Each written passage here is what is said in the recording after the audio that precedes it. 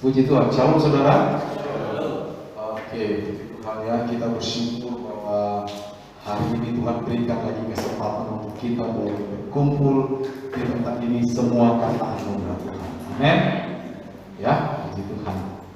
Baik, saudaraku, pagi hari ini saya masih membahas bagian kedua ya dari narasi yang kita sedang bahas, yaitu pencobaan di padang gurun, saudara. Minggu yang lalu kita sudah membahas bagian pertama, dan pagi ini kita akan membahas bagian kedua dari narasi ini, saudara. Jadi mari kita buka Alkitab kita di dalam Injil Matius pasal 4. Kita baca ayat 1 sampai 11 ya.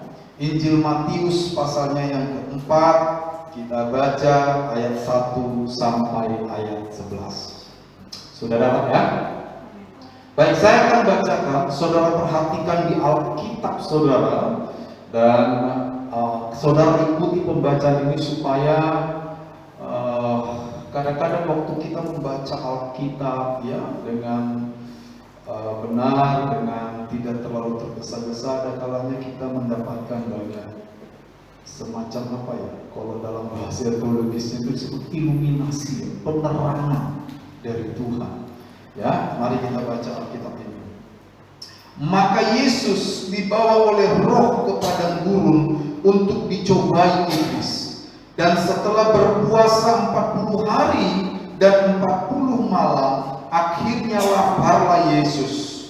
Lalu datanglah si pencoba itu dan berkata kepadanya, "Hai, jika engkau anak Allah, perintahkanlah supaya batu-batu ini menjadi roti." Tetapi Yesus menjawab, "Ada tertulis, manusia hidup bukan dari roti saja, tetapi dari setiap firman yang keluar dari mulut Allah." Nah, bagian ini sudah kita bahas minggu yang lalu.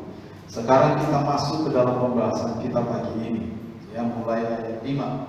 Kemudian iblis membawanya ke kota suci dan menempatkan dia di hubungan bait Allah. Lalu berkata kepadanya, "Jika engkau anak Allah, jatuhkanlah dirimu ke bawah, sebab ada tertulis mengenai engkau, ia akan memerintahkan malaikat-malaikatnya, dan mereka akan menatang engkau di atas tangannya, supaya kakimu jangan terantuk kepada batu."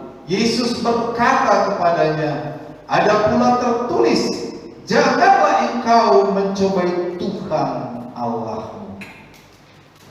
Bagian selanjutnya minggu depan akan kita bahas, saudara. Jadi pembahasan kita mulai dari ayat 5 sampai ayat 7. Ada 3 ayat pagi ini ya. Nah, saudara-saudara, kalau kita mau mengulang sedikit kembali ya apa yang kita pelajari minggu yang lalu ya, melalui kisah pencobaan ini, saudara-saudara, Matius sedang membandingkan kesetiaan dan ketaatan Yesus ya dengan ketidaksetiaan dan ketidaktaatan bangsa Israel ketika mereka ada di padang gurun, saudara-saudara. Ya, dalam kisah keluarnya bangsa Israel dari Mesir menuju tanah Kanaan. Kalau kita membaca kitab Keluaran, lalu kitab Bilangan dan Ulangan, atau lebih tepatnya mungkin Keluaran dan kitab Ulangan, kita akan bertemu dengan kisah atau narasi ya bagaimana bangsa Israel keluar dari tanah Mesir. Ya, seharusnya perjalanan itu hanya ditempuh dalam waktu 40 hari berjalan kaki, tetapi karena ketidaktaatan mereka, karena ketidaksetiaan bangsa Israel terhadap Tuhan dan firman-Nya, maka kita menemukan ya narasi Alkitab mencatat bahwa perjalanan itu berubah dari yang seharusnya 40 hari menjadi 40 tahun lamanya, saudara. Ya, ini sesuatu yang tragis sebenarnya ya.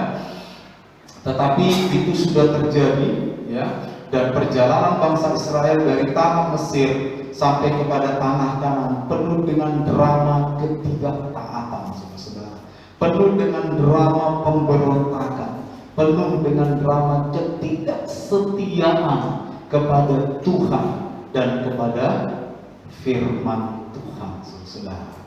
Ya, dan pencobaan di padang gurun yang ditampilkan oleh Injil Matius dan Injil Lukas, ya, yang cukup lengkap.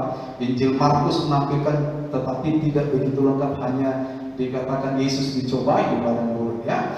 Nah, apa yang ditampilkan Injil Matius dan Injil Lukas itu memberikan kepada kita gambaran bahwa apa yang dulu dilakukan oleh bangsa Israel, bahwa ketika bangsa Israel keluar dari Mesir mereka tidak taat dan tidak setia, maka Yesus memberikan teladan yang sebaliknya.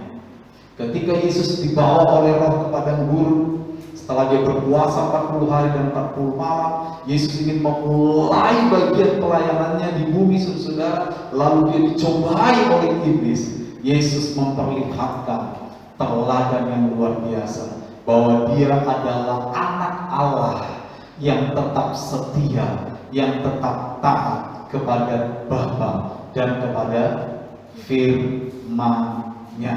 Ini yang luar biasa. Sehingga saudara, kita bisa mendapatkan beberapa kalimat kunci dari kisah ini. Yang pertama, melalui pencobaan ini, Yesus membuktikan bahwa dia adalah anak Allah yang setia dan taat kepada Allah dan firman-Nya. Dia setia, dia taat. Dan yang kedua, kesetiaan dan ketaatan Yesus merupakan gambaran yang berbanding terbalik, berlawanan secara diametral, bertolak belakang dengan apa yang bangsa Israel tampilkan di padang gurun pada masa di mana mereka dibawa oleh Tuhan keluar dari Mesir menuju tanah Kanaan. Mereka menampilkan ketidaksetiaan, mereka menampilkan ketidaktaatan, tetapi Yesus menampilkan kesetiaan, Yesus menampilkan ketaatan. Sehingga apa, saudara? Yesus menjadi teladan sempurna yang bisa kita tiru dan kita contoh, bahkan ketika Yesus berada di dalam masa-masa pencobaan, saudara. Ini yang luar biasa, saudara. Ya, nah kita akan masuk di dalam bagian kedua, ya. Pencobaan yang kedua yang ditulis oleh Injil Matius di sini adalah bahwa Yesus dikatakan di sini, kemudian iblis membawanya ke kota suci, ya, menempatkan dia di hubungan baik Allah, saudara, ya. Nah, Yesus dibawa ke hubungan baik Allah. Hampir semua penafsir ya sepakat bahwa hubungan baik Allah yang dimaksud ini adalah semacam teras kerajaan.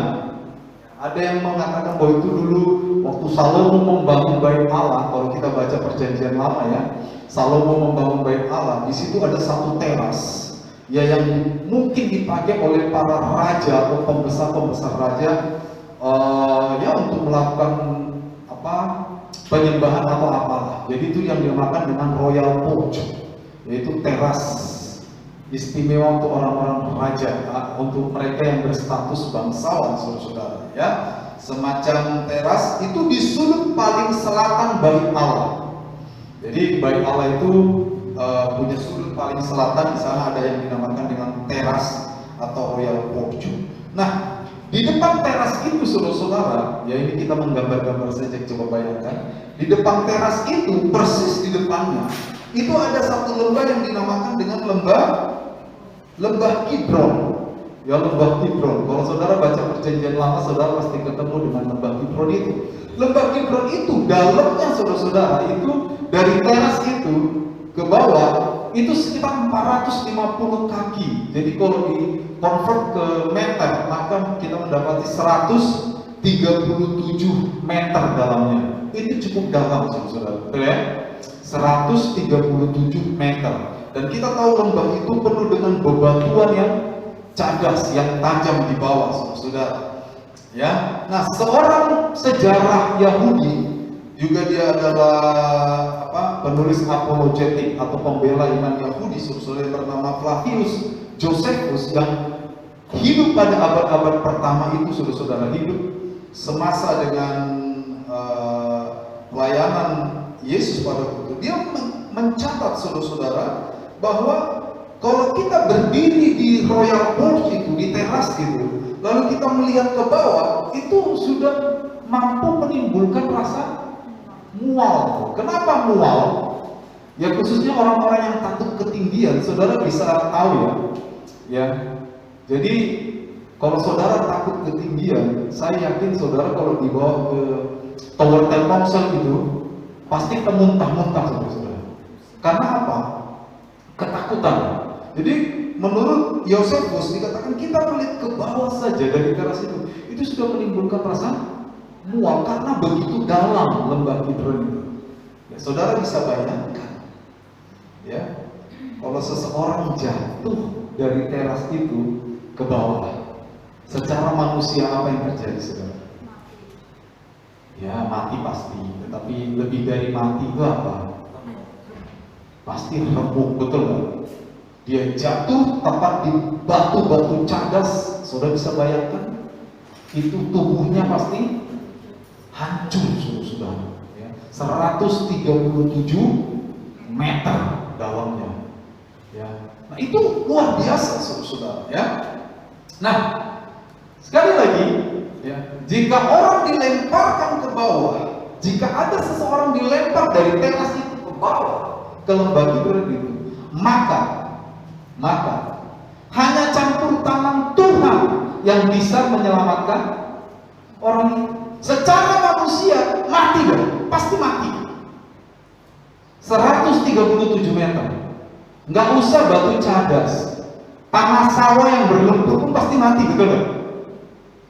137 meter, saudara, dibuang, ya, tanah sawah pun pasti mati, saudara. Apalagi batu-batu cadas di lembah Kidron itu. Nah, kalau orang dilempar, hanya campur tangan Tuhan yang bisa membuat orang tersebut selamat. Jika tidak, orang tersebut pasti hancur, berkeping-keping. Nah, saudara perlu tahu, dalam keadaan inilah, dalam konteks inilah iblis membawa Yesus. Lalu saudara, iblis ngomong sama Yesus, jika engkau anak Allah, jatuhkanlah dirimu ke bawah, sebab ada tertulis mengenai engkau, ia akan memerintahkan malaikat-malaikatnya, dan mereka akan menatang engkau di atas tangannya, supaya kakimu jangan terantuk kepada batu. Ya. Nah, luar biasanya iblis mengutip Mazmur 91, saudara.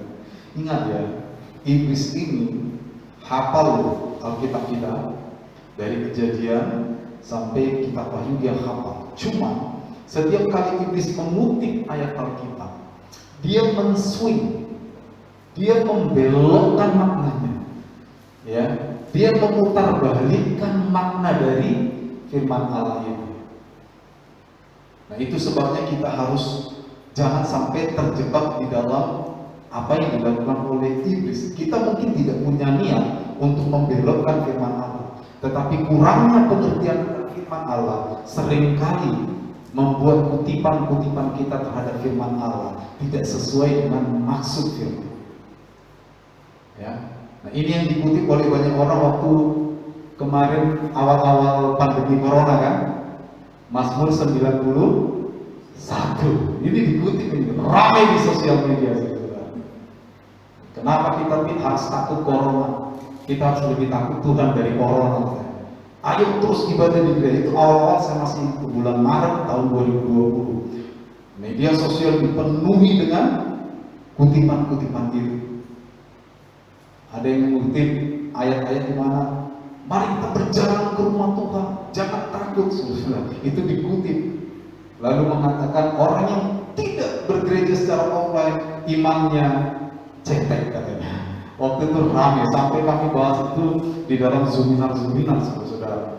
Apa sih sebenarnya pengertian? Itu mengutip firman Allah, tekstual, tetapi tidak memahami apa yang dia kutip.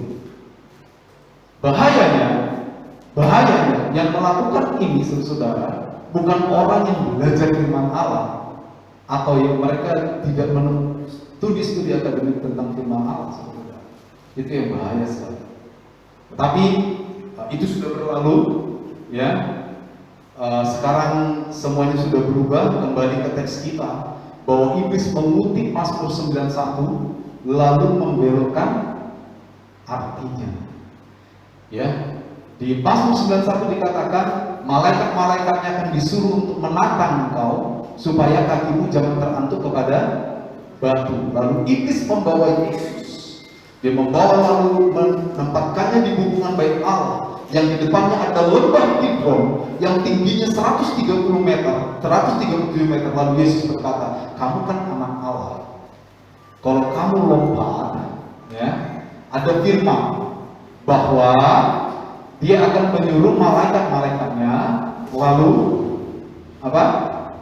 Menyuruh engkau supaya engkau ditangkap. Saudara, saya minta tolong kita mengaktifkan semua handphone kita, ya.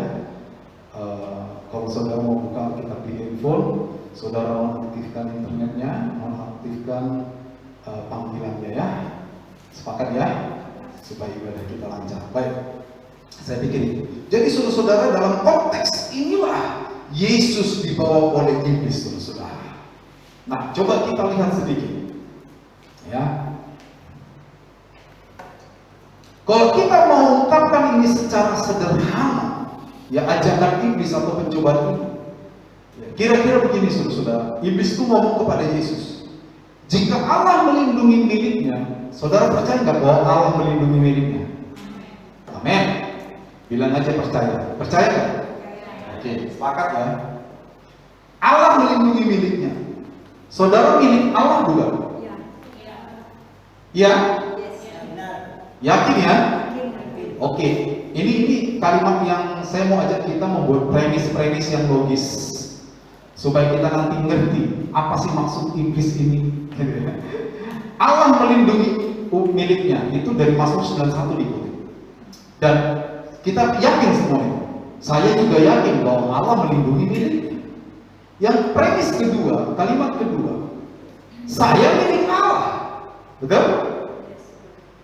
Kalau premis satu dan premis kedua kita gabungkan, berarti Allah melindungi saya. Betul, ya? Bisa dipahami, ya? Premis satu, Allah melindungi miliknya. Premis dua, saya milik Allah. Premis tiga, gabungan dari premis satu dan dua, berarti Allah melindungi saya. Maka, kata iblis, maka kalau Allah melindungi engkau, maka engkau boleh lompat dari sini, dari teras ini 137 meter, dan kau tidak perlu khawatir, sebab engkau ini milik Allah. Allah pasti akan melindungi engkau, sehingga engkau tidak akan mengalami celaka apapun. Saudara menangkap, ya? Sering gak kita jatuh dalam pencobaan ini? Jadi ini harus kita awas, saudara-saudara, sehingga ketika kita bertuhan, ketika kita mengaku Yesus adalah Tuhan Allah, adalah Tuhan kita harus memahami, jangan sampai kita jatuh ke dalam pencobaan yang pernah ditawarkan oleh iblis kepada Yesus. Saudara, kita sering berkata, saya ini anak Tuhan, betul nggak? Ya kan? Saya anak Tuhan. Masa sih Tuhan pasti membela saya? Dan itu betul. Premis satu betul, premis dua betul, ya. Saya anak Tuhan. Tuhan membela anak-anaknya, dan itu ada di Alkitab, betul, ya? Berarti Tuhan membela saya. Padahal yang saya lakukan ada sesuatu yang tidak benar, tapi saya menuntut pembelaan dari Tuhan. Kira-kira kayak gini nih. Ini namanya mencobai Tuhan. Ya, mencobai Tuhan, saudara. Memang yang saya kasih contoh ini secara umum saja, tapi saya yakin secara pribadi kita pasti sering bertemu dengan kondisi-kondisi seperti ini. Ya kan? Ketika kita berbuat salah dengan sadar, seringkali kita masih mengharapkan pembelaan Tuhan atas kita, ketimbang mengakui kesalahan itu lalu berserah kepada kehendak Allah. Betul, saudara? Ini harus kita perhatikan dengan seksama, sehingga ketika kita bertuhan dengan cara yang benar. Ya, kita bertuhan dengan cara yang benar. Ada banyak contoh praktis yang bisa kita munculkan dari sini. Ada banyak, dan itu sifatnya sangat pribadi, karena pengalaman kita setiap hari itu tidak sama dengan pengalaman orang lain. Ya. Contoh yang kedua, kita menghadapi satu masalah, ya, lalu kita supaya kita istilahnya itu tidak panjang, lalu kita berdusta. Di dalam kita berdusta, kita masih mengharapkan pembelaan Tuhan dengan premis apa? Tuhan membela anaknya, saya anak Tuhan, berarti Tuhan membela saya. Padahal saya baru melakukan sesuatu yang tidak sesuai dengan kehendak Tuhan. Tetapi seringkali saya masih lebih mengharapkan Tuhan bela saya ketimbang saya datang sama Tuhan dan berkata, Tuhan saya salah, saya minta ampun, saya menyerahkan keputusan ini kepada kehendak dan kemurahan Tuhan. Ingat saudara, Tuhan itu penuh dengan kemurahan. Sama dengan seorang ayah. Saya mau tanya bapak-bapak di sini ada 1, ada 2, 3, 4, 5. Ada 5 bapak. Ya. Kita semua punya anak, betul? Dan anak kita itu rata-rata sudah remaja. Jadi Pak Mul anaknya sudah ada yang menikah. Pak Arnold nanti sebentar lagi anaknya menikah. Kalau Pak Martin, ya beberapa tahun lagi anaknya menikah. Pak Gagu juga sudah ada anaknya menikah. Saya mau tanya satu perkara kecil saja kepada bapak-bapak. Apa yang membuat bapak-bapak kagum sama anak kita? Kondisinya seperti ini. Anak kita sudah menginjak dewasa, lalu dengan sengaja dia berbuat satu kesalahan yang terus-menerus sebenarnya kita sudah ingatkan. Ya, kita sudah ingatkan dengan satu hal, dengan sengaja. Contoh lah misalnya, nah kalau kamu bawa motor, kamu jangan kencang-kencang, jangan ngebut, pakai helm dan sebagainya. Ingat keselamatan lebih penting daripada apa. Tetapi itu udah kita masukkan tiap hari. Tapi dia melanggar, lalu suatu hari karena dia kencang dia nabrak orang. Dan kita tahu persis anak kita ini berbuat salah. Lalu anak itu datang kepada kita. Misalnya kita ini punya teman lah, seseorang yang bisa menolong. Lalu anak kita ngomong, Pak, tolong Pak, ya kan? Bela saya Pak. Kira-kira seorang bapak yang benar itu akan bersikap apa sih?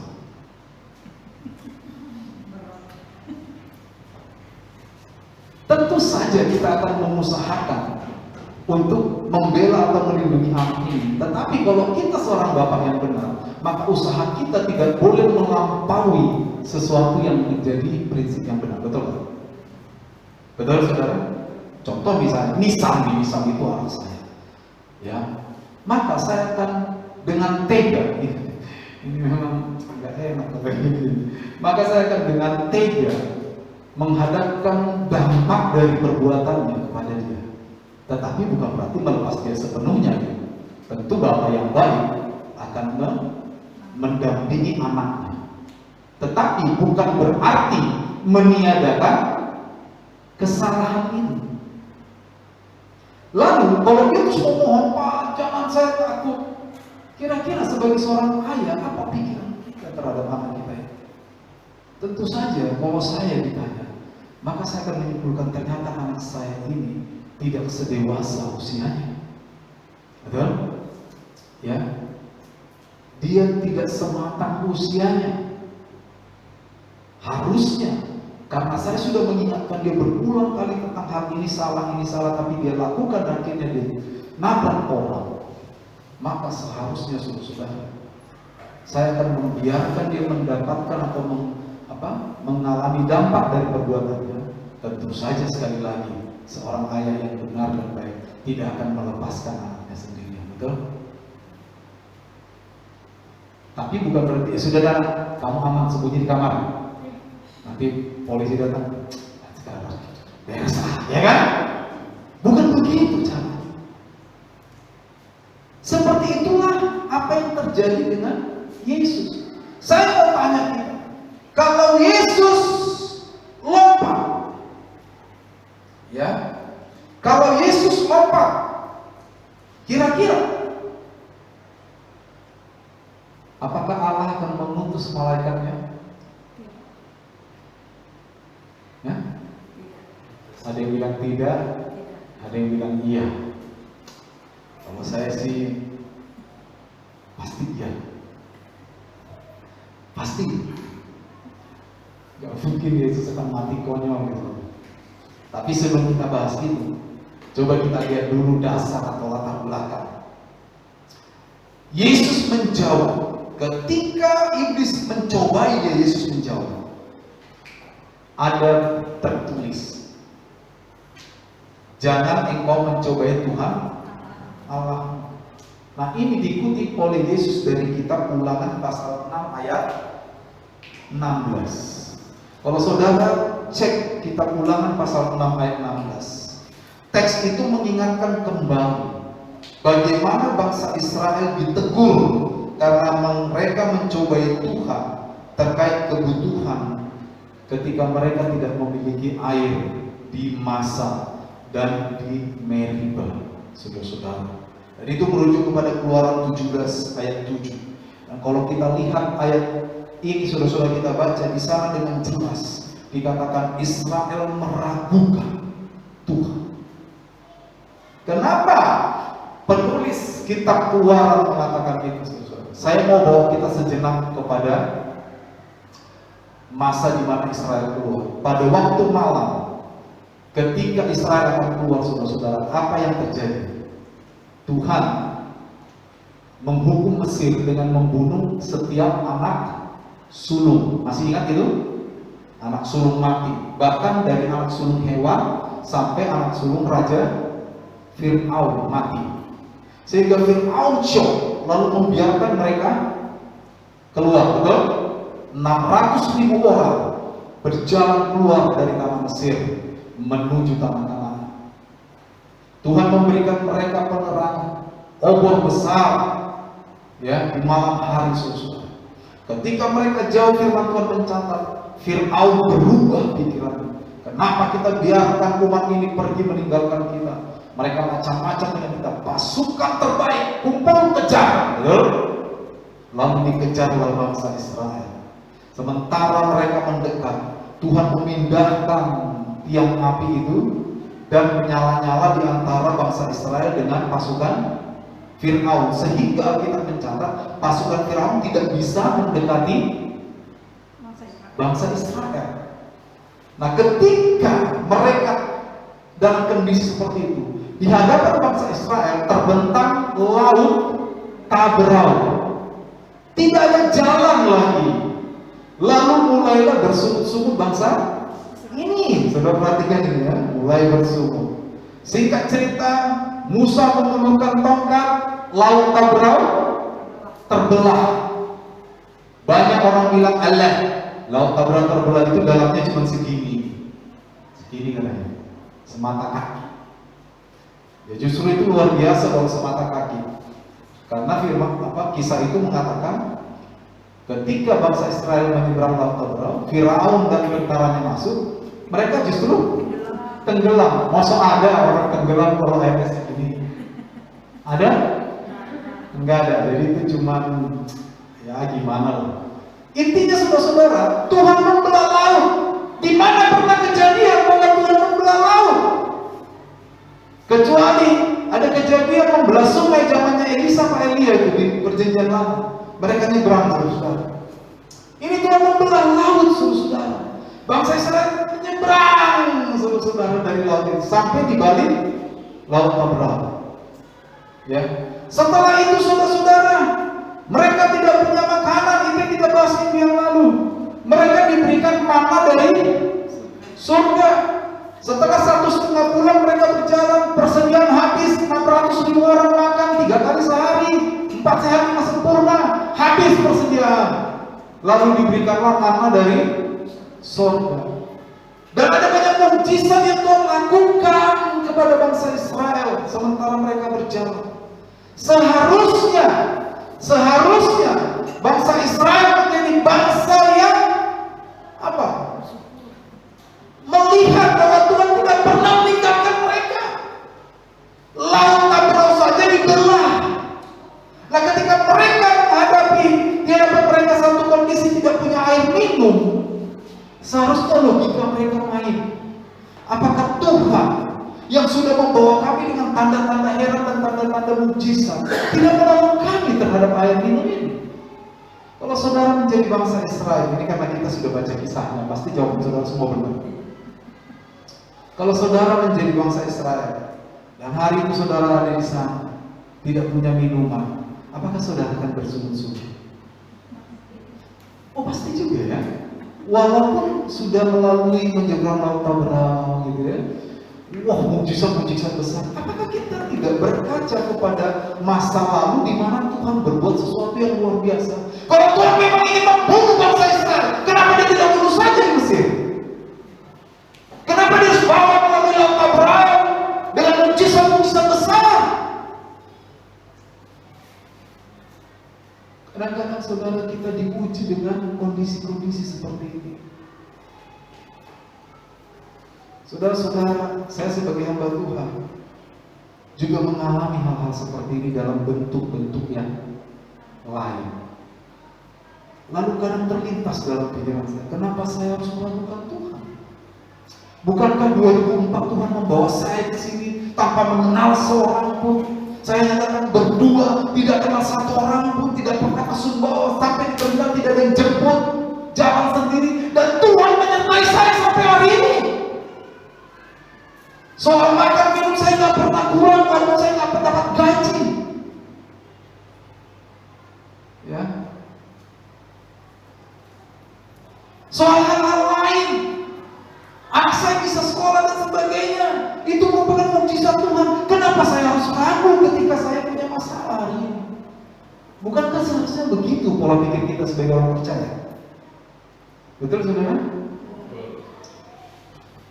Kalau hari ini kondisi saya sulit, bukankah seharusnya saya berkaca kepada masa lalu di mana Tuhan begitu luar biasa menolong saya? Ya kan? Sesuatu yang mustahil. Saudara, sedikit saja saya cerita tentang rumah ini.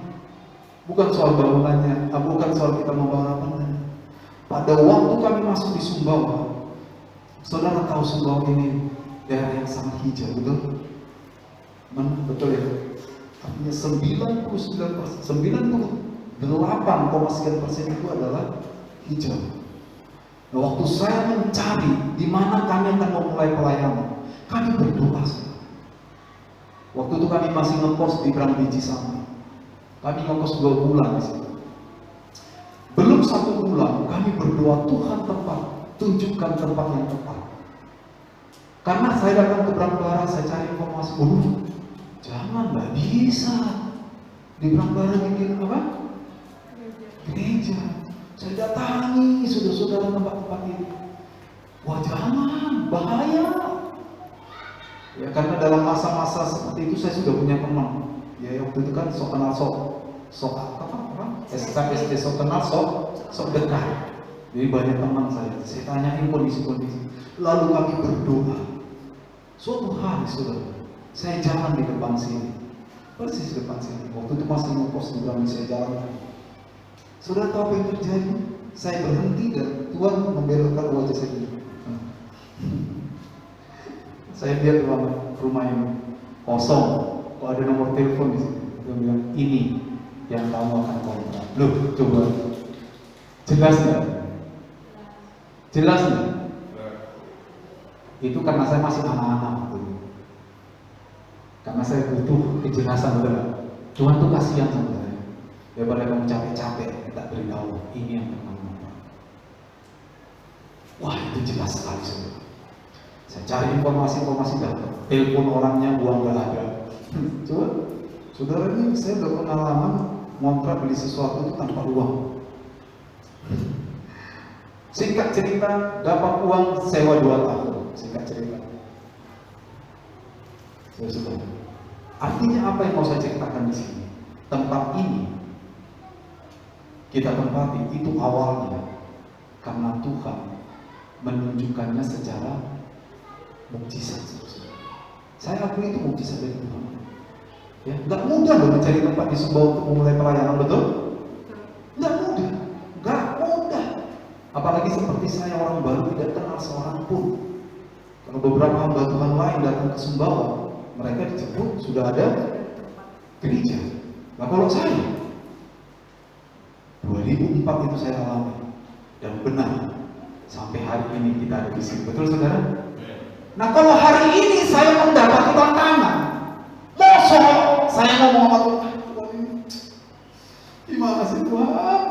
Tuhan nggak apa ya, nggak bisa bantu saya. Masa saya begitu saudara? Apakah saya lupa bagaimana 2004 Tuhan menunjukkan tempat ini dengan begitu tepatnya? Itu yang dialami oleh bangsa Israel. Jadi mereka mencobai Tuhan. Mereka, saudara-saudara, meragukan kuasa dan kesetiaan Tuhan. Nah ini dikutip oleh Yesus. Pada waktu Yesus disuruh oleh iblis melompat dari teras bait Allah, Yesus berkata, hei iblis, ada juga tertulis, janganlah mencobai Tuhan Allahmu, saudara-saudara. Kembali ke pembahasan kita yang kita sepakati tadi. Kalau Yesus menuruti perkataan iblis, maka Yesus sedang menempatkan Allah pada posisi show me. Artinya apa? Posisi pamer. Yesus menarik Allah pada posisi pamer. Kenapa? Karena Allah pasti menyelamatkan dia untuk sesuatu yang tidak Tuhan kehendaki. Ya, Yesus tidak akan memaksa tangan Tuhan untuk sesuatu yang tidak perlu. Tidak akan. Apalagi sekadar membuktikan kepada iblis bahwa dia benar-benar anak Allah. Ya. Jika Yesus benar-benar melompat 100% yakin Allah akan menatangnya sesuai janji Allah dan sesuai dengan permintaan Yesus. Namun yakinlah, hubungan rasa percaya atau trust relationship antara Yesus dengan Bapa pasti rusak. Kenapa? Karena dalam hal ini Yesus memaksa tangan Tuhan untuk melakukan sesuatu yang tidak perlu, yang tidak dikehendaki, dan itu yang disebut mencobai Tuhan. Ya, iman yang benar kepada Allah tidak memerlukan tanda untuk membuktikan. Mari saudara, saya orang Pentakosta karismatik, tetapi saudara-saudara, waktu saya masih muda iman saya, masih kanak-kanak seperti yang saya bilang tadi, saya minta tanda sama Tuhan. Tapi semakin kita dewasa, kita tidak lagi perlu tanda dari Tuhan. Kenapa? Karena kita seharusnya sudah mengenali apa yang menjadi kehendak Tuhan dan apa yang bukan kehendak Tuhan. Betul saudara? Betul? Sama dengan seorang anak, dengan pertumbuhannya dengan orang tuanya. Saya dulu masih kecil, tentu ketika sesuatu mau berbuat pasti saya tanya bapak saya, Pak, dalam bahasa Batak tentunya begitu, Pak, begini, setuju nggak? Tapi semakin saya besar sampai saya SMA, saya paham betul. Dengan melihat raut wajah bapak saya saja, saya tahu apakah bapak saya setuju atau tidak. Saya tidak perlu lagi, Pak, setuju nggak Pak? Pak, setuju nggak Pak? Pak, nggak perlu lagi. Waktu saya melakukan sesuatu dan bapak saya, itu saya nggak tahu. Nggak tahu bapak-bapak sekarang nggak begitu ya. Kalau bapak saya dulu masih begitu saudara. Itu saya tahu bahwa dia tidak suka dengan apa yang saya lakukan. Saya tidak perlu meminta penjelasan sama dia. Saya sudah tahu ini bapak saya nggak suka. Kenapa saya bisa mengerti itu? Karena hubungan saya dengan bapak saya semakin kesini semakin baik, semakin saling memahami. Iman kita kepada Tuhan pun harus seperti itu. Oleh karena itu semakin kita dewasa di hadapan Tuhan, semakin kita tidak memerlukan tanda. Kenapa? Karena saya semakin mengenal apa yang menjadi kehendak Tuhan dan apa yang menjadi hal yang tidak dikehendaki oleh Tuhan, saudara. Kita tidak boleh memaksa tangan Tuhan untuk melakukan sesuatu yang Tuhan tidak kehendaki. Itu sebabnya Yesus bilang ke iblis, kamu tahu kalau saya lompat, Tuhan pasti menantang saya kok. Tapi itu gak perlu iblis. Masa kamu mau menyuruh saya untuk memaksa Tuhan untuk melakukan sesuatu yang gak penting? Makanya sampai sekarang saudara-saudara, jangan melakukan sesuatu yang gak penting. Amin. Karena itu bagian dari yang tidak disenangi oleh Tuhan.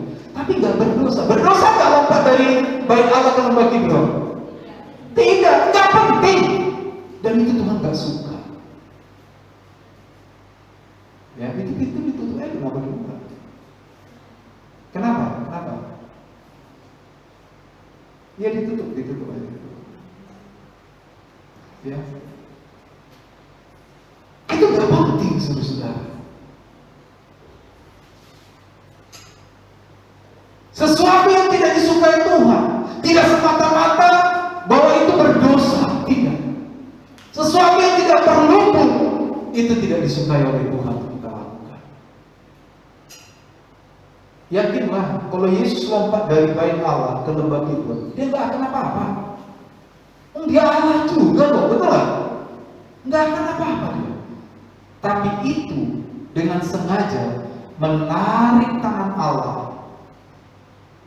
untuk melakukan sesuatu yang tidak perlu. Itu sama dengan gini, saudara. Beberapa kali saya ungkapkan ini. Ya, kalau di luar kota saya nggak tahu, tapi di dalam kota, misalnya jalan-jalan di Ponorogo, di Sumbawa, setahu saya 40 sampai 50 km per jam. Lalu kalau kita ngebut misalnya sampai 100 km per jam, lalu waktu kita ngebut, kita sambil berdoa, Tuhan lindungilah, dan kita kutip Mazmur 91 seperti di sini. Itu kita kira-kira apa? Kita rohani sekali atau kita justru sedang mencoba itu? Saya yakin kita sedang mencoba itu. Sekali lagi saya nggak tahu kalau di luar kota seperti itu kecepatan berapa ya, terserah saudara bisa mengendalikan dengan baik. Tapi di dalam kota itu ada aturannya 40 atau 50. Nah, kita kebar sampai lari 100 sampai kita berdoa, Tuhan, Mazmur 91 11 sampai 12 berkata, kalau aku jatuh, kakiku tidak akan terantuk batu. Memang betul dia jatuh, tidak terantuk batu. Sampai terantuk itu apa? Aspal. Saudara-saudara itu mencobai Tuhan namanya. Jadi mencobai Tuhan di sini adalah memaksa Tuhan untuk show me, pamer. Mengatakan bahwa saya anak Allah, bahwa saya adalah anak Allah. Ya, ini bahasanya orang Kristen. Kita anak raja, betul? Kita anak Allah. Lalu memaksa Tuhan untuk melakukan sesuatu yang tidak penting. Itu namanya mencobai Tuhan, sudah. Ya. Nah, sekali lagi, kalau Yesus melompat, saya yakin bahwa dia akan ditolong oleh malaikat Allah. Tetapi ini hubungan trust relationship yang tadi saya ngomong, hubungan keimanan kepercayaan antara Yesus dengan Bapa itu akan menjadi rusak. Beda halnya kalau begini.